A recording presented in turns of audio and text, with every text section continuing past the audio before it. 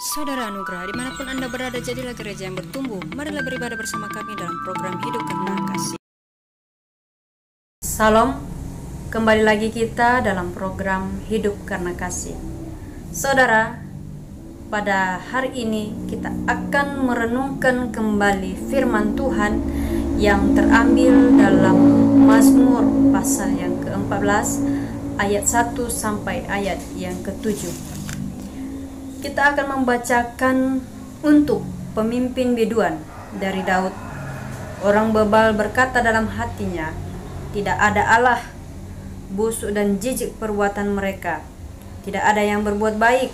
Tuhan memandang ke bawah dari surga kepada anak-anak manusia untuk melihat apakah ada yang berakal budi dan yang mencari Allah. Mereka semua telah menyeleweng, semua telah bejat, tidak ada yang berbuat baik, seorang pun tidak. Tidak sadarkah semua orang yang melakukan kejahatan, yang memakan habis umatku seperti memakan roti, dan yang tidak berseru kepada Tuhan? Di sanalah mereka ditimpa kekejutan yang besar, sebab Allah menyertai angkatan yang benar. Kamu dapat mengolok-olok maksud orang yang tertindas, tetapi Tuhan adalah tempat perlindungan. Ya, datanglah kiranya dari Sion keselamatan bagi Israel. Apabila Tuhan memulihkan keadaan umatnya, maka Yakub akan bersorak-sorak, Israel akan bersuka cita. Saudara yang terkasih, dalam nama Tuhan Yesus Kristus, firman Tuhan yang kita renungkan pada hari ini, kita angkat topik Allah memerhatikan manusia yang bebal hatinya, walau pada dasarnya terpisah dengan Allah dan menjadi penyelamat dan sumber perlindungan. Di dalam teks ini kita menemukan bahwa Daud menuliskan kitab ini pada abad yang ke-10 sampai ke-5 sebelum Masehi, setelah dari pembuangan atau disebut kata Babel. Kita melihat bahwa bangsa Israel adalah umat pilihan Allah. Di ayat yang pertama ini kita akan menemukan bahwa Daud menggambarkan perbuatan manusia yang bebal di hadapan Allah yang mengandalkan kekuatan sendiri. Di ayat yang pertama ini, saudara, kita akan melihat bahwa ia mengatakan orang bebal menganggap dalam hatinya tidak ada Allah. Ini merupakan sifat yang ada dalam diri manusia, yaitu sifat yang tidak mau tahu, yaitu orang bebal.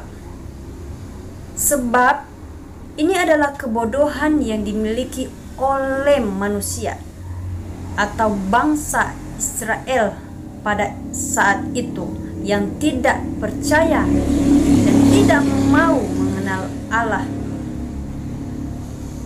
Ia mengatakan busuk dan jijik perbuatan mereka. Ini sifatnya, ini adalah isi hati mereka, inilah kebiasaan hidup mereka. Busuk dan jijik perbuatan mereka, tidak ada yang berbuat baik. Inilah kehidupan manusia pada saat itu. Tidak ada yang berbuat baik di hadapan Allah.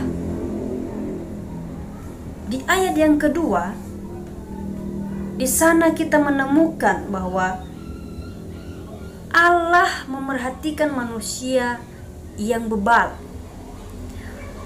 Jika kita lihat di ayat pertama bahwa Daud menggambarkan perbuatan manusia yang bebal.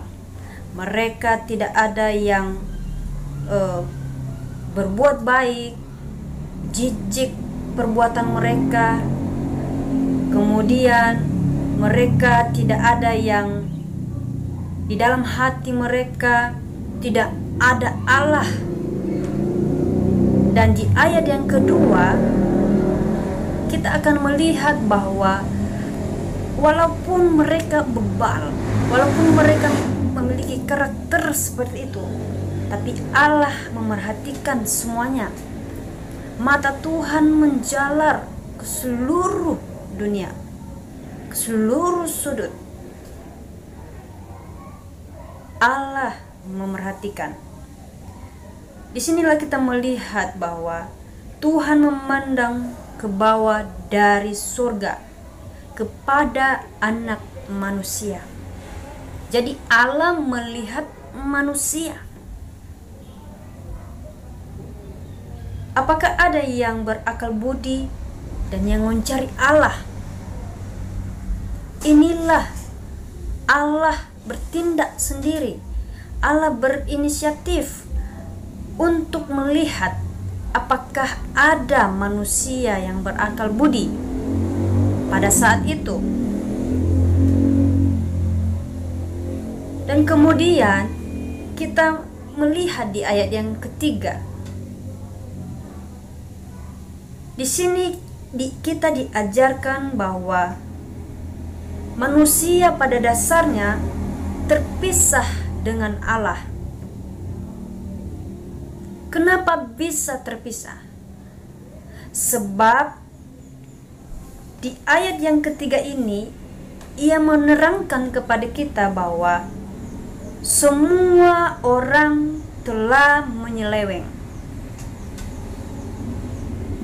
Tidak ada yang benar, seorang pun tidak, kata Paulus di dalam Roma pasal yang ketiga ayat 12 sampai ayat seterusnya. Semua telah bejat.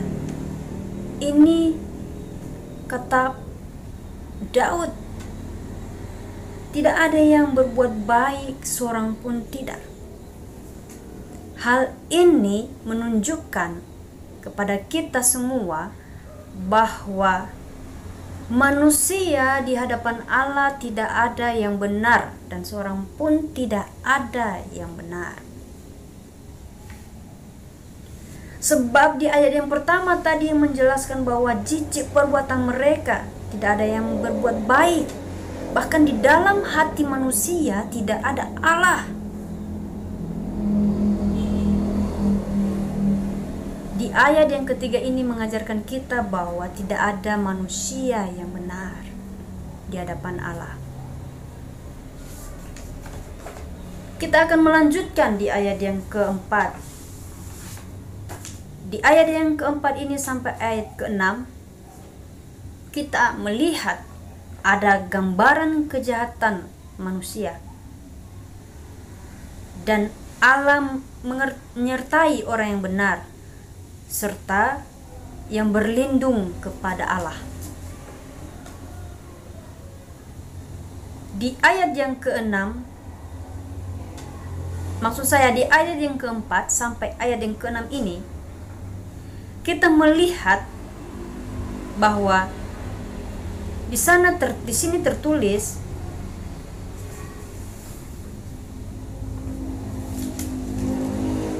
tidak sadarkah semua orang yang melakukan kejahatan yang memakan habis umatku seperti memakan roti dan yang tidak berseru kepada nama Tuhan.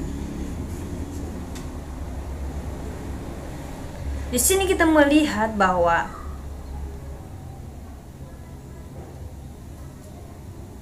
manusia yang binasa, orang yang tidak takut akan Tuhan, orang yang bebal, orang yang tidak memiliki Allah di dalam hatinya dan tidak berseru kepada Tuhan,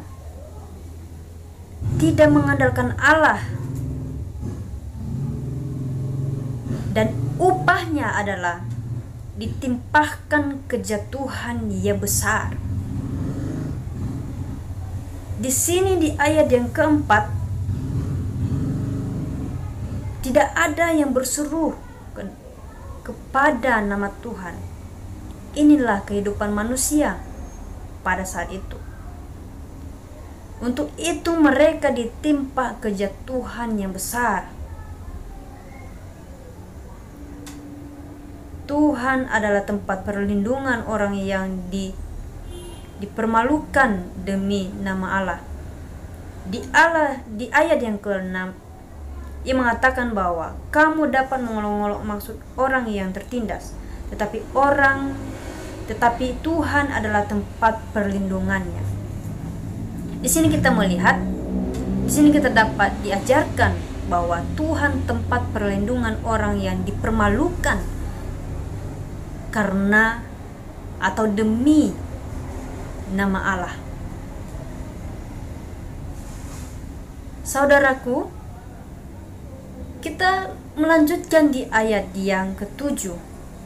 Di sini Daud memberitahukan kepada kita bahwa atau mengajarkan kepada kita di ayat yang ke-7, keselamatan itu datang dari Sion.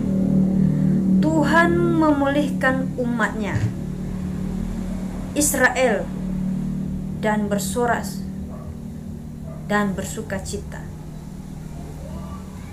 Ini merupakan seruan Daud ketika ia memuliakan Allah.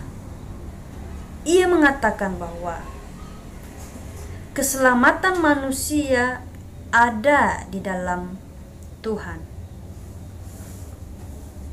Ia berseru, "Ya, datanglah kiranya dari Sion keselamatan bagi Israel." Apabila Tuhan memulihkan keadaan umatnya, maka Yakub akan bersorak-sorak, Israel akan bersuka cita. Kita melihat bahwa bangsa Israel adalah umat pilihan Allah, umat kepunyaan Allah, umat yang dicintai oleh Allah. Walaupun bangsa Israel ini hati mereka semata-mata melakukan kejahatan dan bahkan kadang melupakan Allah, seperti hal yang dikatakan di ayat yang pertama, mereka semata-mata tidak ada Allah di dalam hati mereka, bebal hati mereka. Namun Tuhan tetap melihat mereka. Tuhan melihat segala apa yang mereka lakukan. Mereka mengandalkan diri mereka sendiri. Mereka bahkan jika kita melihat di ayat yang ketiga, Daud mengatakan tidak ada yang benar seorang pun tidak. Di sini kita menemukan bahwa bangsa Israel pada saat itu atau manusia pada saat itu semata-mata atau mereka menganggap bahwa yang mereka lakukan itu adalah hal yang benar. Mereka menganggap bahwa kehidupan mereka itu benar. Tetapi Daud mengatakan bahwa tidak ada yang benar seorang pun tidak.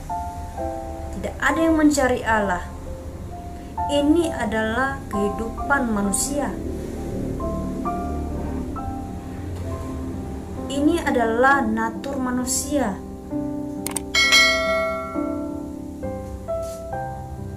Yang selalu meninggalkan Allah,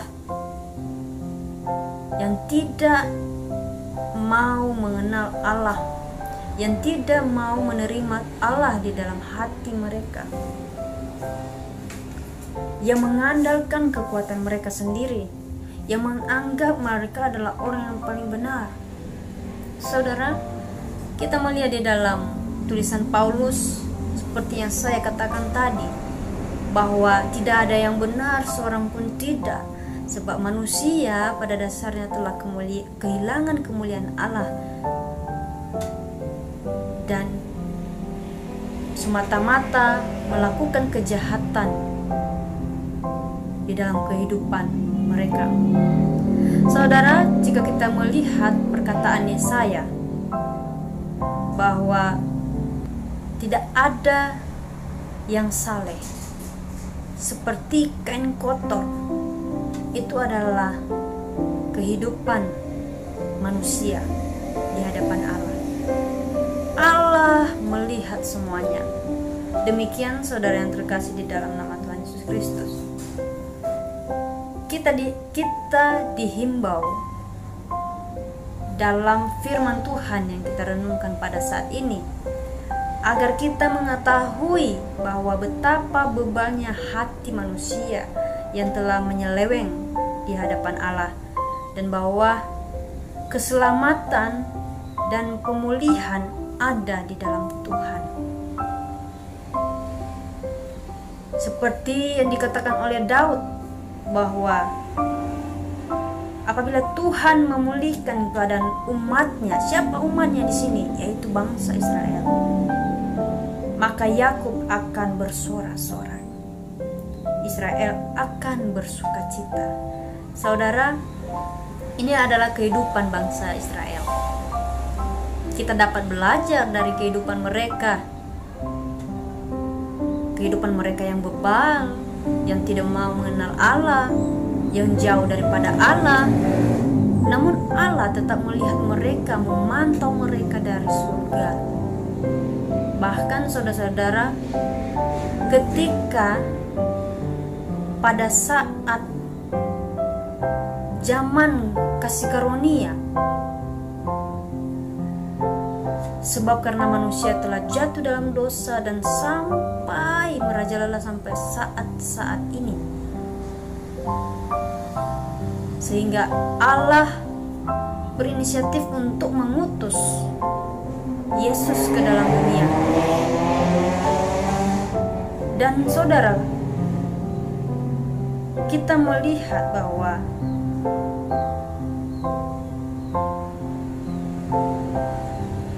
semua manusia yang telah menyeleweng, tidak ada satupun yang benar di hadapan Allah. Untuk itu Allah datang ke dalam dunia untuk membenarkan kita, untuk membenarkan manusia. Yang menjadi berkat di dalam kehidupan kita, dalam perenungan kita pada hari ini,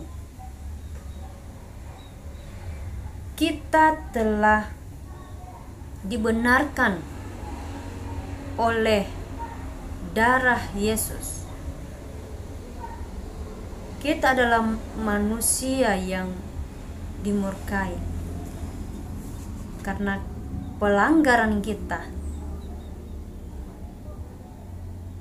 yang telah dilakukan oleh nenek moyang kita, yaitu Adam dan Hawa, yang jatuh dalam dosa, dan dosa itu hingga sampai sekarang masih menyeluruh atau masih datang di dalam, atau masih ada di dalam kehidupan manusia. Tetapi bagaimana dosa itu, saudara-saudara? Atau bagaimana kita dapat dibenarkan di hadapan Allah? Yaitu dengan menerima Yesus yang telah mati di atas kayu salib, yang telah membenarkan kita. Mari kita baca di dalam Roma pasal yang ke-5 ayat yang pasal yang ke-5 ayat yang pertama. Sebab itu kita yang telah dibenarkan karena iman, kita hidup dalam damai sejahtera dengan Allah oleh karena Tuhan kita Yesus Kristus. Saudara, kita dibenarkan di dalam Yesus Kristus. Kita dibenarkan sebab kita percaya kepada Yesus, karena kita beriman kepada Yesus. Jadi saudara, inilah renungan kita pada hari ini semoga dapat memberkati kehidupan kita. Dan marilah kita sebagai orang percaya dapat mengetahui apa yang kita pelajari hari ini, yaitu bahwa tidak ada manusia yang benar, seorang pun tidak ada di dalam dunia ini, selain ketika menerima Tuhan Yesus, maka kita atau manusia dapat dibenarkan. Seperti di dalam Roma pasal yang kelima ayat pertama yang saya sebutkan demikian. Karena iman kita hidup dalam damai sejahtera dengan Allah oleh karena Tuhan Yesus Kristus. Dan juga kita dapat melihat bahwa ini merupakan kasih karunia yang dilimpahkan kepada kita.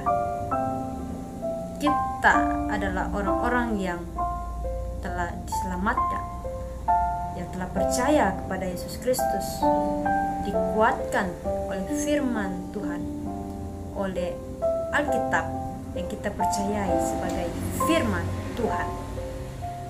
Saudaraku yang terkasih di dalam nama Tuhan Yesus Kristus, Tuhan Yesus memberkati.